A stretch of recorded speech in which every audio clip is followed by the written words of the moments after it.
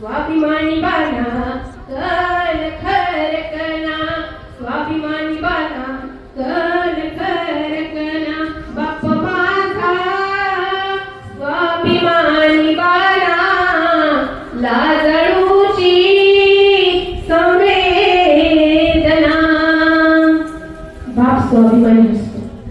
रस्त्याने चालला ना मुली कसा का असेना पण धाड मानेने जातो. फक्त महिला मंडळाला लेकीला विनंती आहे, आपल्या बापाची मान कधी खाली गेली नाही पाहिजे ना, इतकं बापासाठी करा. हो बाप कोण आहे माहिती का? लागाऊच्या झाडासारखा आहे. लागाऊ दिसतो ना तसा माझा बाप कधीच नसतो. त्याचं हृदय आहे ना ती गुलाबासारखं असतं का? त्याची पहाडाची छाती आहे, हृदय गुलाब. अरे तो रडतो पण तो जगासमोर रडत नाही. तो रडतो तर घराच्या कोपऱ्यात जाऊन उशीमध्ये डोकं घालून रडतो का? आपल्या बायकोने बघू नये, आपल्या मुलींनी बघू नये का? जर आपण जर रडलो ना तर आपल्या पाठीमागे धीर द्यायला कोणी नाही ना.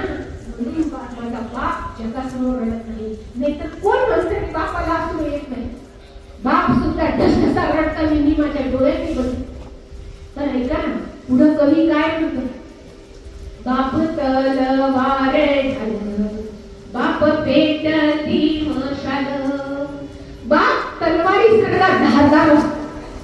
बाप पेटती मशाल. अरे पेटत्या मशाली सारखा बाप घराच्या पाठीशी उभा राहतो.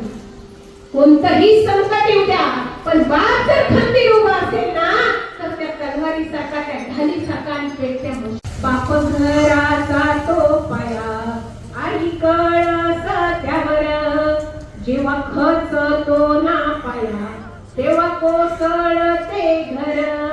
बाप माझा स्वाभिमानी बाळा लाजळूची संवेदना. जर त्या घराचा पाया जर कोसळला ना महिला मंडळ तर तो कळस कोसळायला अजिबात वेळ लागत नाही. म्हणून बाप कोण आहे लक्षात घ्या. त्या घराचा भरभक्कम पाया आहे आणि ती आई म्हणजे त्या घरावरती कळस आहे, त्या मंदिरावरती कळस आहे. हाडाचं काय करतो, रक्ताचं पाणी करतो, कमरामध्ये वागतो, तरी पण आपल्या कर्तव्याचं ओझही त्याच्यापासून दूर पडत नाही. कर्तव्याचे ओझे पाहून थकला, आधी काटत होता आता तो झुकला. अशा बापासाठी यावी थोडी आसवे डोळ्यात.